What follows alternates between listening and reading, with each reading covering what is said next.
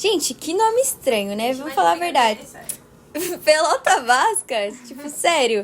Gente, vocês conhecem esse esporte? Não me estranho. Nem eu, gente. É novidade, de verdade. Por isso que a gente hoje vai apresentar ele pra vocês, não é? E é isso.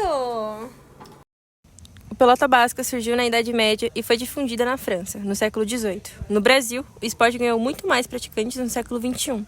Porém, não possui uma federação ou confederação e suas únicas quadras oficiais estão localizadas no Clube Atlético Paulistano, em São Paulo. O pelota basca é um esporte tradicional do País Basco, uma região do norte da Espanha e no sudeste da França. Também é conhecido como pelota, em espanhol, pilota, em basco. O esporte é jogado em um frotão, que é uma parede especial com jogadores que usam uma cesta especial, chamada cesta punta, para lançar a bola contra a parede. Existem várias modalidades de pelota basca, incluindo Jaí e Alaí, que é bastante popular em algumas partes do mundo. É um esporte emocionante de assistir e jogar, com uma rica tradição de cultura do Basca. Eu vou falar um pouquinho como funciona. Como a Nicole disse, os jogadores usam uma cesta especial, chamada cesta punta, para lançar a pelota contra a parede do frontão. E o objetivo é fazer com que a pelota atinja o local destinado no frontão, desafiando os adversários a pegá-la antes de que ela toque o chão. A pelota pode atingir a velocidade muito altas, tornando o jogador emocionante e desafiador.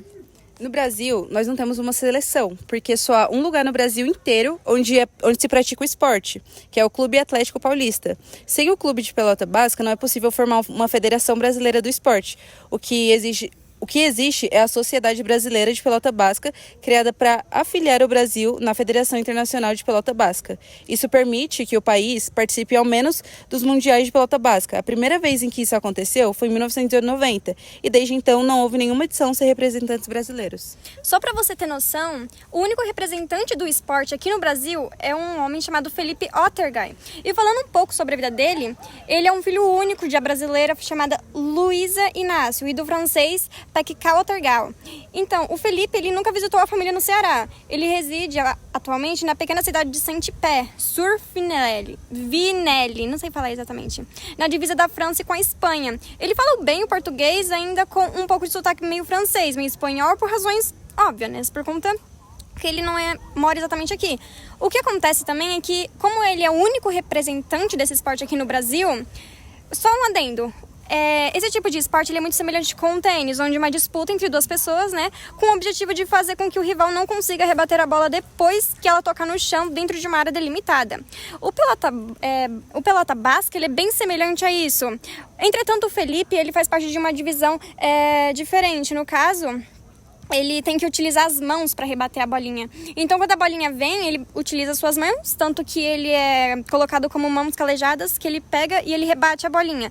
Claro que ele já participou de várias outras, que na verdade são sempre iguais, que são simples e monótona, porém ele utiliza principalmente um que tem um estilo de colocar mais ou menos um colchão e uma bolinha bem mais leve. Isso facilita bem os jogos que estão acontecendo aqui no Brasil. Inclusive, a única vitória que ele foi, que é um do cubano, foi por 2-7, que foi de 12/5 e 12/10. No caso, como é uma bolinha bem mais leve e que ela consegue rebater, ficar mofada e voltar, consegue fazer entre aí de 15 a 20 vezes cada ponto. Então é um jogo que ele refaz aqui no Brasil e que ele utiliza bastante, que ele é o único representante, assim, nome aqui do território nacional. Então é isso, nosso podcast terminou. Falamos sobre a pelota basca e sobre como ele reside aqui no Brasil e como ele se criou.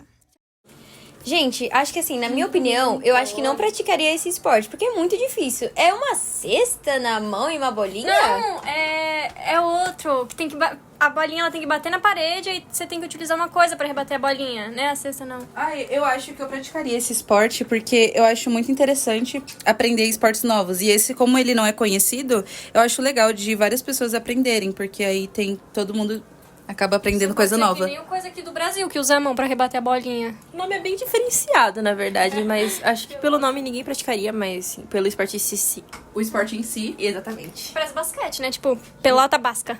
O nome, sim, o nome lembra o basquete, só que é diferente. Tipo, você tem que utilizar as mãos e tem que rebater na parede.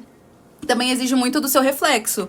Eu acho isso bem interessante. Dá pra trabalhar o reflexo das pessoas. As pessoas que têm um reflexo ruim, elas podem começar a praticar esse esporte pra ver se melhora o reflexo delas. Eu acho bem interessante. Então, daí as dicas, Saira, o que eles usam?